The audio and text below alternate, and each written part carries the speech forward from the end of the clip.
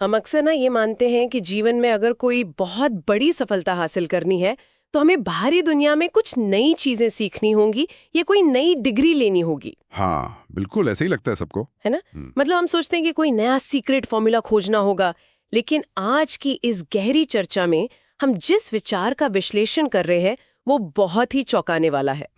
और ये विचार ब्रायन ट्रेसी के मनोविज्ञान से आता है, जो सच में बहुत गहरी बात है। बिल्कुल।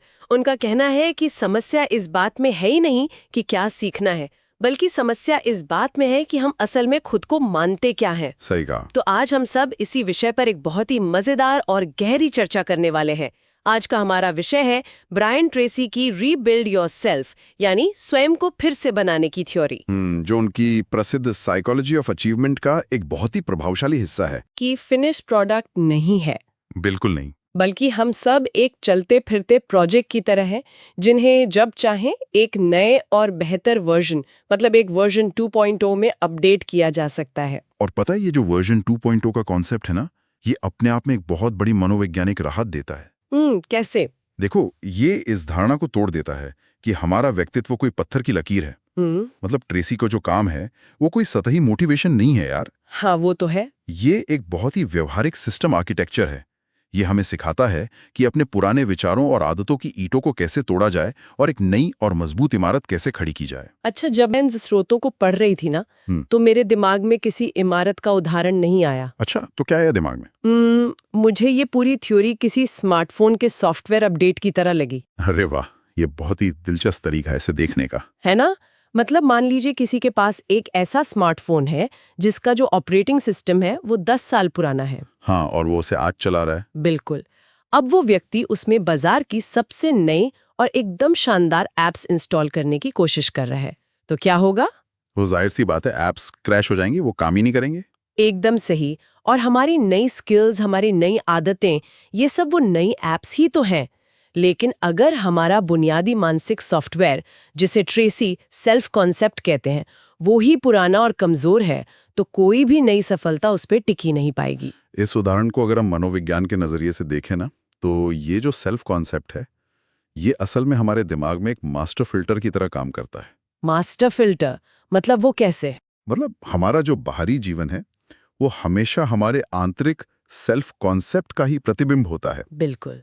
अगर किसी व्यक्ति का अंदरूनी सॉफ्टवेयर उसे लगातार ये बताता है कि वो एक बेचारा है या एक विक्टिम है, तो वो हर जगह वही देखेगा। बिल्कुल। उसका दिमाग हर नई परिस्थिति में केवल उन्हीं चीजों को तलाशेगा जो इस बात को सच साबित करे। वो हर अच्छे अवसर में भी कोई ना कोई परेशानी ढूंढ ही लेगा। अरे बाप रे, ये तो बहुत खतरनाक लूप है ना? लेकिन इसके उलट जिस व्यक्ति का सेल्फ कॉन्सेप्ट एक विजेता का होता है, उसका दिमाग समस्याओं के बीच भी समाधान के पैटर्न पकड़ लेता है। ये कोई जादू टोना नहीं है, बल्कि ये तो हमारी दिमागी प्रोग्रामिंग का एकदम सीधा सा असर है। हाँ, और स्रोत में इस पुरानी प्रोग्रामिंग को डिलीट करके वो नई प्रोग्रामिंग करने का जो सबसे पहला कदम बताया गया ना, वो थोड़ा सा कड़वा घूट लगता है। आप उस 100% जिम्मेदारी वाले हिस्से की बात कर रही है ना? हाँ, बिल्कुल। पूर्ण जिम्मेदारी स्वीकार करना, मतलब 100% रिस्पॉन्सिबिलिटी। स्रोत का कहना है कि जब तक कोई अपनी वर्तमान स्थिति के लिए सरकार को, अर्थव्यवस्था को या अपनी किस्मत को दोष देता रहता है, वो असल में अपने उस अपडेट बटन को लॉक करके बैठा है। सही बात है। और मनोविज्ञान की भाषा में इसे लोकस ऑफ कंट्रोल या कहें कि नियंत्रण का स्थान कहा जाता है। अच्छा, ये लोकस ऑफ कंट्रोल काम कैसे करता है? देखो, दुनिया में ना दो तरह के लोग होते हैं। पहले वो जिनका एक्सटर्नल लोकस ऑफ कंट्रोल होता है, जो बाहरी चीजों पर निर्भर करते हैं। हाँ, वे मानते हैं कि उनके जीवन की डोर किसी और के हाथ में है, जैसे उनके बॉस के हाथ में या बस किस्मत के हाथ में। और दूसरे वो होते हैं जिनका इंटरनल लोकस ऑफ कंट्रोल होता है, जो खुद को अपना ड्राइवर मानते हैं। एकदम सही, जो मानते हैं कि वे खुद अपने जीवन की गाड़ी के ड्राइवर हैं। ट्रेसी का पूरा दर्शन इसी शिफ्ट पर टिका हुआ है। 100% जिम्मेदारी लेने का सीधा सा मतलब है अपने उस एक्सटर्नल लोकस को उठाकर इंटरनल लोकस में बदल देना। लेकिन ना यहीं पर मैं इस विचार को थोड़ा सा चुनौती देना चाहूंगी। हाँ, बताइए।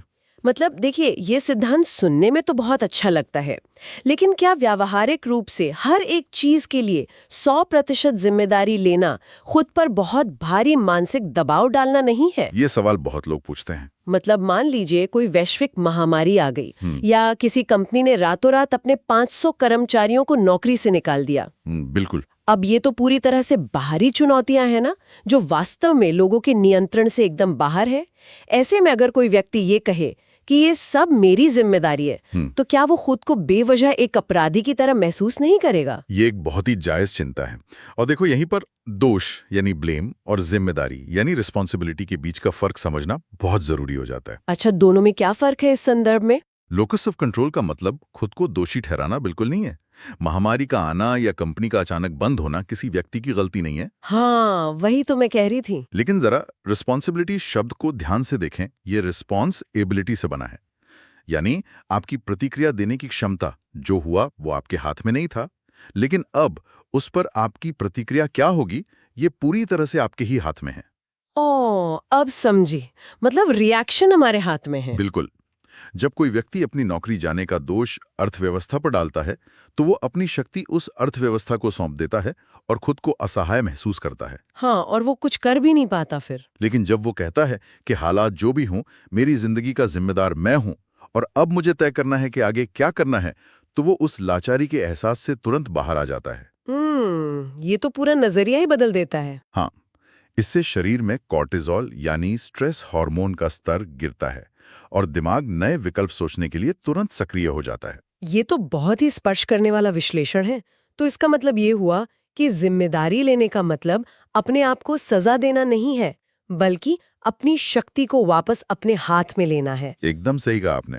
मैं अपनी जिंदगी की जिम्मेदार हूं, ये कहना असल में आजादी की एक घोषणा है। लेकिन अब यहाँ एक व्यावहारिक समस्या भी आती है। वो क्या?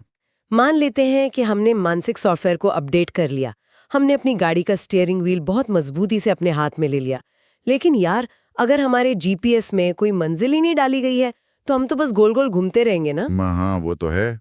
बिना मंजिल की गाड़ी कहाँ जाएगी? इसीलिए स्रोत भी इस दिशाहीनता से बचने के लिए अगले कदम के रूप में क्लैरिटी यानी स्पष्टता पर बहुत ज्यादा जोर देते हैं। और ब्रायन ट्रेसी का इस पर एक बहुत ही प्रसिद्ध नियम है, क्लैरिटी इज पावर, यानी स्पष्टता ही शक्ति है। बिना स्पष्टता के कोई भी पुनर्निर्माण संभव ही नहीं है। लोग अक्सर कहते हैं ना कि मुझे सफल होना है। हाँ, या कहते हैं मुझे बहुत सारा पैसा कमाना है। लेकिन मनोविज्ञान के अनुसार ना, ये लक्ष्य नहीं है, ये केवल हवा में तैरती हुई इच्छाएं हैं, सिर्फ ख्याली पुलावे हैं। बिल्कुल।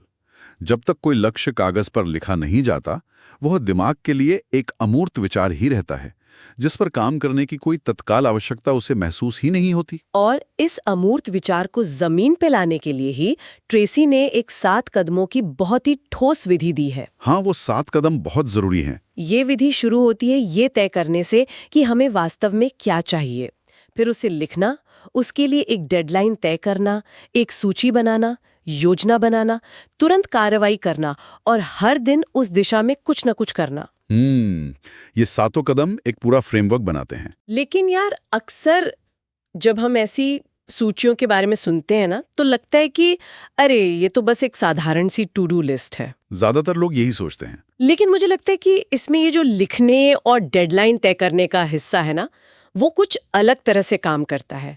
मतलब क्या सिर्फ कागज पर कुछ उतार देने से हमारे काम करने के तरीके में सच में कोई भौतिक बदलाव आता है? बिल्कुल आता है, और इसके पीछे एक बहुत ही गहरी न्यूरोसाइंस काम करती है। हमारे दिमाग के बेस में कोशिकाओं का एक नेटवर्क होता है, जिसे रेटिकुलर एक्टिवेटिंग सिस्टम या शॉर्ट में RAS कहते हैं। अच्छा, ये RAS क्या करता है? देखो, हम हर सेकंड अपने आसपास लाखों बाइट्स की सूचनाओं से घिरे होते हैं।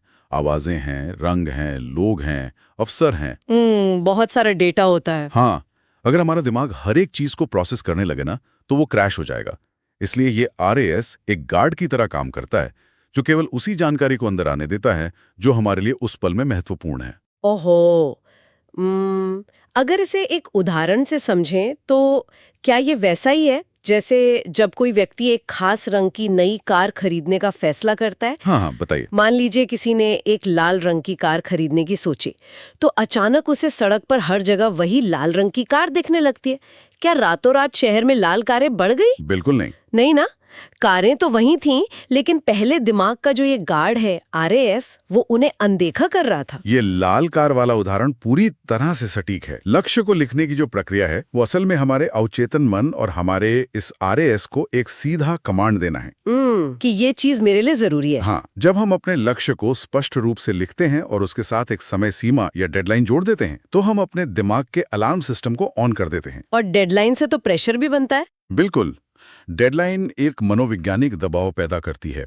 इसके बाद हमारा दिमाग बैकग्राउंड में लगातार उन अवसरों, रास्तों और लोगों को स्कैन करना शुरू कर देता है जो हमें उस लक्ष्य तक पहुंचा सकते हैं। मतलब दिमाग खुद ही रास्ते तलाशने लगता है। हाँ, और जो सूची हम बनाते हैं ना, वो असल में हमारे दिमाग के कॉग्निटिव लोड को कम करती है। जब सब कुछ कागज पर होता है तो दिमाग को चीजें याद रखने में ऊर्जा खर्च नहीं करनी पड़ती। हाँ, वो तो है। हम भूलने की टेंशन से मुक्त हो जाते हैं। बिल्कुल, और फिर वो उस बची हुई ऊर्जा का इस्तेमाल समस्याओं को सुलझाने में कर पाता है। और पता है, इसी क्लैरिटी को और धारदार बनाने के लिए स्रोत भविष्योन्मुखी सोच यानी फ्यूचर ओरिएंटेशन और बैककास्टिंग की तकनीक का भी जिक्र करते हैं। बैककास्टिंग बहुत पावरफुल टूल है। हम अक्सर फोरकास्टिंग करते हैं ना, मतलब आज की स्थिति को देखकर भविष्य का अनुमान लगाते हैं, लेकिन बैककास्टिंग इसका एकदम उल्टा है। हाँ, इसमें हम पीछे की तरफ आते हैं। बिल्कुल, इसमें हम सीधे 5 साल आगे जाकर अपने आदर्श जीवन की एक स्पष्ट कल्पना करते हैं और फिर उस भविष्य से पीछे की ओर देखते हुए तय करते हैं कि आज इस वक्त मुझे क्या कदम उठाने चाहिए। ये बहुत ही अलग नजरिया है सोचने का। पता है, ये तकनीक मुझे अखबार में छपने वाली उस भूल भुलैया की याद दिलाती है जिसे हम बचपन में सुलझाया करते थे। अरे हाँ, वो मेज वाले पजल्स। हाँ, वही। अगर हम शुरुआत से रास्ता खोजना शुरू करें ना, तो अक्सर बंद रास्तों में फंस जाते हैं। लेकिन अगर हम भूल भुलैया के अंत यानी एग्जिट से पेंसिल चलाना शुरू करें और वापस स्टार्ट तक आए, तो रास्ता बहुत आसानी से और तेजी से मिल जाता है। ये भूल भुलैया वाला रूपक बैककास्टिंग के सार को बहुत ही खूबसूरती से पकड़ता है। देखो, जब हम आज की चुनौतियों से भविष्य की ओर देखते हैं ना, तो हमें 100 तरह की बाधाएं नजर आती हैं। लगता है कि ये भी नहीं हो पाएगा, वो भी नहीं हो पाएगा। सही कहा। लेकिन जब हम अपने उस आदर्श भविष्य में खुद को स्थापित कर लेते हैं और वहां से पीछे मुड़कर देखते हैं, तो रास्ते के जो अनावश्यक भटकाव हैं, वो अपने आप खत्म हो जाते हैं। एकदम साफ रास्ता दिखने लगता है। हमें सिर्फ वही माइलस्टोन दिखाई देते हैं जो हमें उस मंजिल तक पहुंचाने के लिए सच में जरूरी थे। तो चलिए, अब हमारे पास एक नया ऑपरेटिंग सिस्टम है, मंजिल एकदम स्पष्ट है और भूल भुलैया का नक्शा भी तैयार है। बिल्कुल, सब सेट है। लेकिन यार, यहाँ से ना थ्योरी खत्म होती है और रोजमर्रा की असली जिंदगी शुरू होती है। जब कोई सुबह उठता है तो वो योजना कितनी भी अच्छी क्यों ना हो, असल काम तो उसे करना ही पड़ता है ना। हाँ, एक्शन तो लेना ही पड़ेगा। खुद का निर्माण करने के लिए रोजाना कौन सी ईंटें लगानी है, इस पर स्रोत बहुत जोर देते हैं। और इसमें सबसे पहला नाम आता है समय प्रबंधन की एक बेहद ही दिलचस्प अवधारणा का, ईट दैट फ्रॉग, यानी eat that frog. Brian Tracy का ये रूपक तो समय प्रबंधन की दुनिया में एक मील का पत्थर माना जाता है। मेंढक खाने का सीधा सा अर्थ है अपने दिन का सबसे ककिल, सबसे बड़ा और सबसे महत्वपूर्ण काम सबसे पहले करना। ठीक उसी समय जब आप उसे टालना चाहते हो। बिल्कुल, मानव स्वभाव ही ऐसा है कि हम आसान कामों को पहले करके ये भ्रम पाल लेते हैं कि हम बहुत व्यस्त और उत्पादक हैं। हाँ, वो चेकलिस्ट पे टिक करने में मजा आता है ना। हाँ, लेकिन वास्तव में हम अपने मुख्य काम से भाग रहे होते हैं। ये तो एकदम सच है। अक्सर हम अपनी टू डू लिस्ट में वो छोटे छोटे ईमेल्स का जवाब देना या अपनी डेस्क साफ करना पहले चुनते हैं, और जो असली प्रोजेक्ट होता है उसे शाम तक के लिए टाल देते हैं। और शाम तक ऊर्जा ही नहीं बचती। बिल्कुल। लेकिन मुझे एक बात बताइए, क्या इस मेंढक को पहले खाने के पीछे भी हमारे दिमाग का कोई रसायन विज्ञान काम करता है? क्योंकि अगर देखा जाए तो कोई भी सुबह उठते ही सबसे मुश्किल काम से क्यों जूझना चाहेगा? मतलब ये तो बचपन में कड़वी दवा पहले पी लेने जैसा है ताकि दिन का बाकी हिस्सा मीठा लगे। ये कड़वी दवा वाला उदाहरण अच्छा है। और हाँ, इसका सीधा संबंध हमारे दिमाग के रिवॉर्ड सिस्टम यानी डोपामाइन से है। अच्छा, डोपामाइन का रोल है इसमें? हाँ, जब हम कोई भी आसान काम पूरा करते हैं तो हमें थोड़ी सी संतुष्टि मिलती है, लेकिन जब हम सुबह सबसे पहले अपने दिन के सबसे बड़े और चुनौतीपूर्ण काम को, यानी अपने उस मेंढक को खत्म करते हैं, तो हमारे दिमाग में डोपामाइन का एक बहुत बड़ा स्राव होता है। एक बड़ा डोपामाइन रश मिलता है। बिल्कुल, ये हमें जीत का एक बहुत ही गहरा एहसास कराता है, और इस डोपामाइन हिट के कारण हमारे अंदर दिन के बाकी कामों को निपटाने के लिए एक प्राकृतिक ऊर्जा और आत्मविश्वास आ जाता है। अरे वाह! ये असल में अपनी ही दिमागी केमिस्ट्री को हैक करने का एक बहुत ही शानदार तरीका है। मतलब सबसे मुश्किल काम को पहले कर लेना कोई सजा नहीं, बल्कि ये तो पूरे दिन के लिए ईंधन जुटाने का एक तरीका है। एकदम सही। और इसी विचार को आगे बढ़ाते हुए स्रोत 80-20 के नियम, जिसे पारेतो सिद्धांत भी कहा जाता है, उसे भी हमारी रोजमर्रा की उत्पादकता से जोड़ते हैं। पारेतो सिद्धांत बहुत जरूरी है। ये नियम कहता है कि हमारे 20% काम हमें 80% परिणाम देते हैं, लेकिन हम में से ज्यादातर लोग अपना 80% समय उन कामों में बर्बाद कर देते हैं जिनका असर केवल 20% होता है। और पता है, इस 80-20 नियम को अगर हम ईट दैट फ्रॉग के साथ मिला दें तो ये एक बहुत ही मारक रणनीति बन जाती है। वो कैसे? हमें ये पहचानना होगा कि हमारे दिन भर के कामों में वो 20% काम कौन से हैं जो असल में हमारी प्रगति को तय कर रहे हैं। बस वही हमारा सबसे बड़ा मेंढक है। और बाकी के काम? बाकी के जो 80% काम हैं, जैसे गैर जरूरी मीटिंग्स हो गई या छोटी मोटी चीजें हो गई, वो केवल शोर हैं। खुद को रीबिल्ड करने का मतलब केवल पागलों की तरह मेहनत करना नहीं है यार। स्मार्ट वर्क करना है। बिल्कुल, अपनी ऊर्जा को उन 20% जगहों पर केंद्रित करना है जहां से सबसे ज्यादा रिटर्न मिलने वाला है। और ये रिटर्न केवल मौजूदा कामों को बेहतर ढंग से करने से नहीं आएगा ना। अपना वर्जन 2.0 बनाने के लिए हमें अपने सॉफ्टवेयर में नए फीचर्स भी तो जोड़ने होंगे। हाँ, अपडेट्स तो चाहिए ही। स्रोत निरंतर सीखने के नियम की बात करते हैं। ब्रायन ट्रेसी ने यहाँ एक 2R का नियम सुझाया है, जिसका मतलब है रोजाना अपने क्षेत्र से जुड़ी कोई नई चीज पढ़ना या सीखना। ये बहुत कम लोग करते हैं। और किसी एक ऐसे कौशल पर महारत हासिल करने का लक्ष्य रखना जो सीधे तौर पर हमारी आय या हमारे प्रभाव को दोगुना कर सके। देखो, इस इंक्रीमेंटल सुधार के पीछे का जो रहस्य है ना, वो कंपाउंडिंग इफेक्ट है। जैसे पैसों पर ब्याज मिलता है वैसे। बिल्कुल वैसा ही ज्ञान और कौशल पर मिलने वाला ब्याज दुनिया में सबसे तेजी से बढ़ता है। अगर कोई व्यक्ति रोजाना 2 घंटे किसी नए विषय का अध्ययन करता है तो 1 हफ्ते या 1 महीने में शायद उसे कोई बहुत बड़ा बदलाव ना दिखे। जल्दी रिजल्ट नहीं दिखता। हाँ, लेकिन ये छोटा सा सुधार रोजाना जुड़ता जाता है। न्यूरोप्लास्टिसिटी के सिद्धांत के अनुसार जब हम रोज कुछ नया सीखते हैं तो हमारे दिमाग में नए न्यूरल पाथवे बनते हैं। मतलब दिमाग का स्ट्रक्चर ही बदल जाता है। हाँ, और वो समय के साथ हमें अधिक रचनात्मक और तेज बनाते हैं। ये कोई रातों रात होने वाला चमत्कार नहीं है यार, ये तो रोजाना रखी जाने वाली एक ईंट है। ये सब कुछ कागज पर या सुनने में ना बहुत बेहतरीन लगता है। मतलब डोपामीन हैक करना, 80-20 का नियम लागू करना, रोज पढ़ना। हाँ, सुनने में तो आसान लगता है, लेकिन यहीं पर एक बहुत बड़ी मनोवैज्ञानिक दीवार खड़ी हो जाती है। हम सब ने कभी ना कभी अपनी जिंदगी में कोई नई शुरुआत की ही होती है। शायद जिम जाने का संकल्प लिया हो या कोई नई किताब पढ़ने का लक्ष्य बनाया हो। न्यू ईयर रेजोल्यूशन की तरह। बिल्कुल। पहले कुछ दिन तो हम बहुत मोटिवेटेड रहते हैं, लेकिन जब ये मोटिवेशन खत्म हो जाता है, जब सुबह उठने का बिल्कुल मन नहीं करता, तब हम वापस अपने उसी पुराने ढर्रे पर, यानी अपने पुराने वर्जन 1.0 पर क्यों लौट जाते हैं? ये बहुत ही आम समस्या है। इस रोलबैक से बचने का क्या तरीका है फिर? देखो, ये किसी भी बदलाव की प्रक्रिया का सबसे नाजुक मोड़ होता है। मोटिवेशन ना बस एक चिंगारी की तरह है जो शुरुआत तो करवा देती है, लेकिन वो स्थायी नहीं है। हाँ, वो तो कभी भी बुझ सकती है। सही कहा।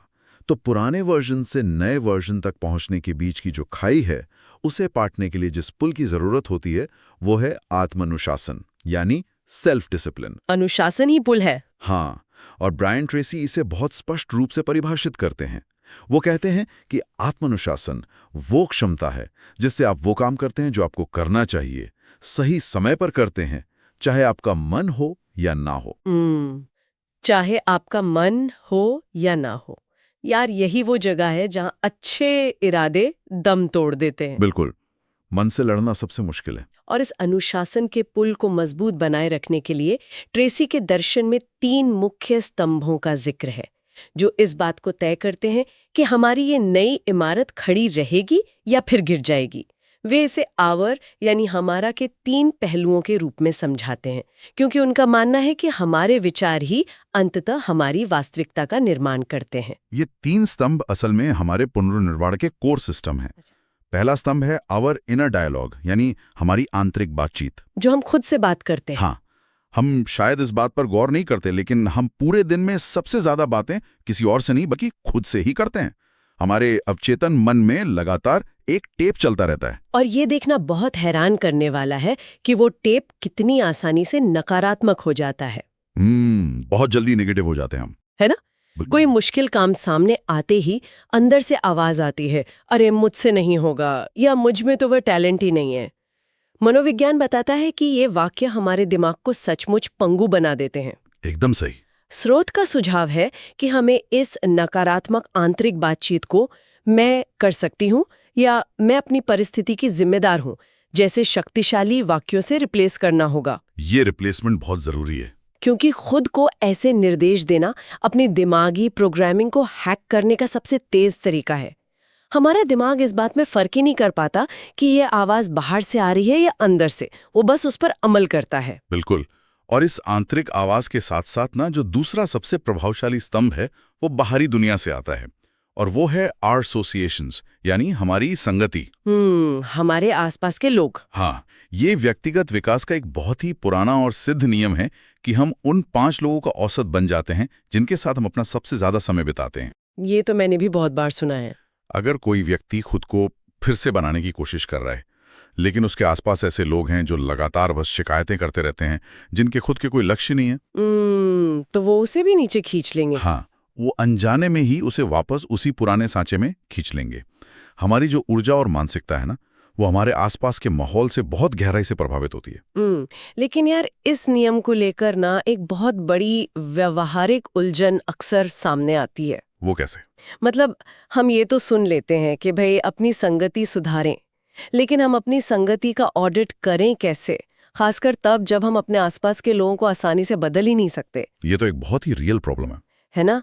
मान लीजिए वे नकारात्मक लोग हमारे अपने परिवार के सदस्य हों या वो सहकर्मी हों जिनके साथ हमें रोज 8 घंटे एक ही ऑफिस में काम करना ही है। हम उन्हें अचानक अपनी जिंदगी से बाहर तो नहीं निकाल सकते ना।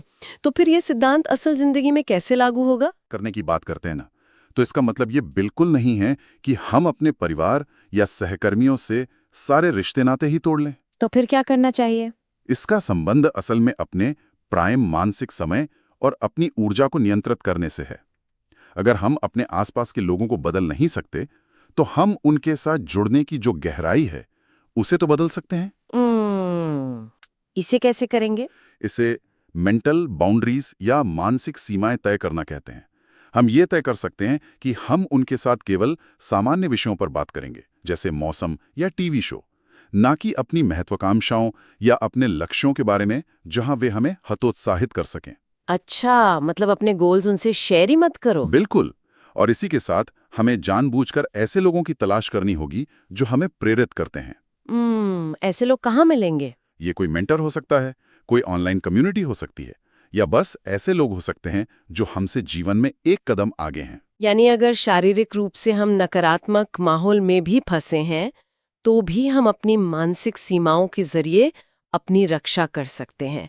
यार, ये तो बहुत ही राहत देने वाला नजरिया है ना? और इसके बाद आता है तीसरा और शायद सबसे महत्वपूर्ण स्तंभ, आवर हैबिट्स, यानी हमारी आदतें। ब्रायन ट्रेसी का वो प्रसिद्ध कोट यहाँ एकदम सटीक बैठता है कि पहले हम अपनी आदतें बनाते हैं, फिर हमारी आदतें हमें बनाती हैं। बिल्कुल। खुद को फिर से बनाना या रीबिल्ड योरसेल्फ ना कोई एक दिन का ग्रैंड इवेंट नहीं है। ये छोटी छोटी आदतों का एक पूरा सिस्टम है। जैसे सुबह जल्दी उठना। हाँ, सुबह आधा घंटा जल्दी उठना, अपने दिन की एक रात पहले योजना बना लेना, या रोज बस कुछ पन्ने पढ़ना। ये आदतें शुरुआत में ना बहुत छोटी और महत्वहीन लग सकती हैं। लगता है कि इससे क्या ही बदल जाएगा। लेकिन न्यूरोलॉजिकली अगर देखें तो हर बार जब हम इन छोटी आदतों को दोहराते हैं तो हम उस अनुशासन के पुल को और चौड़ा और मजबूत कर रहे होते हैं। और फिर एक दिन वो आदत बन जाती है। हाँ, जब ये आदतें स्वचालित हो जाती हैं, ऑटोमेटेड हो जाती हैं, तो वर्जन 2.0 का निर्माण कोई संघर्ष नहीं रह जाता। वो हमारा नया नॉर्मल बन जाता है।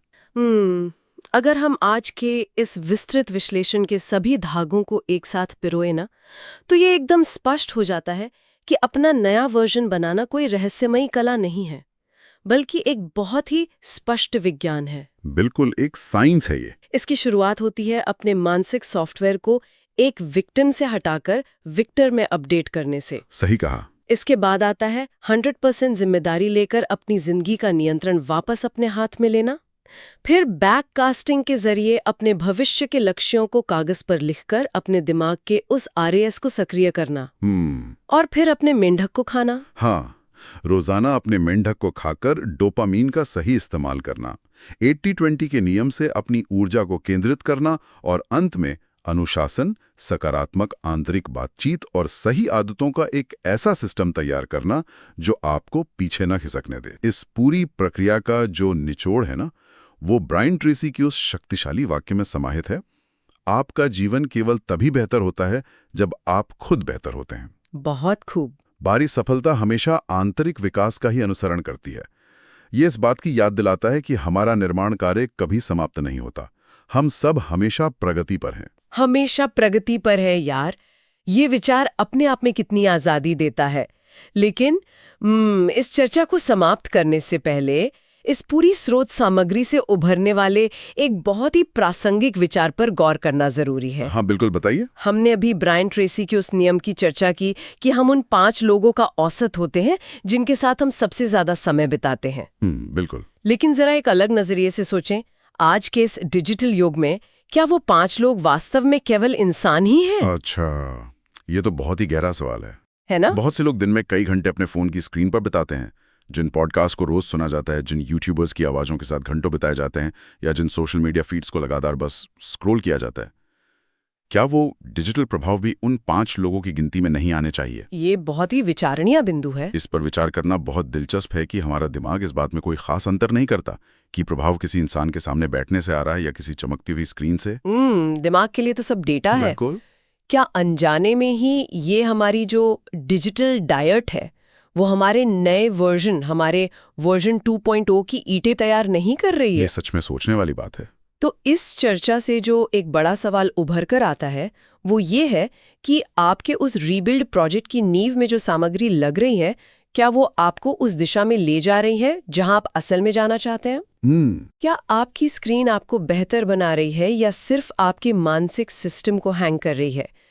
इसी विचार के साथ हम आज के इस गहन विश्लेषण को यहीं रोकते हैं। सुनने वालों से यही कहूंगी कि खुद का निर्माण करते रहिए और अपने सॉफ्टवेयर को अपडेट करते रहिए। मिलेंगे अगली बार।